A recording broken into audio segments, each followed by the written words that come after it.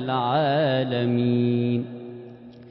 الذي خلقني فهو يهديني، والذي هو يطعمني ويسقيني، وإذا مرضت فهو يشفيني، والذي يميتني ثم يحييني، والذي أطمع أن يغفر لي خطيئتي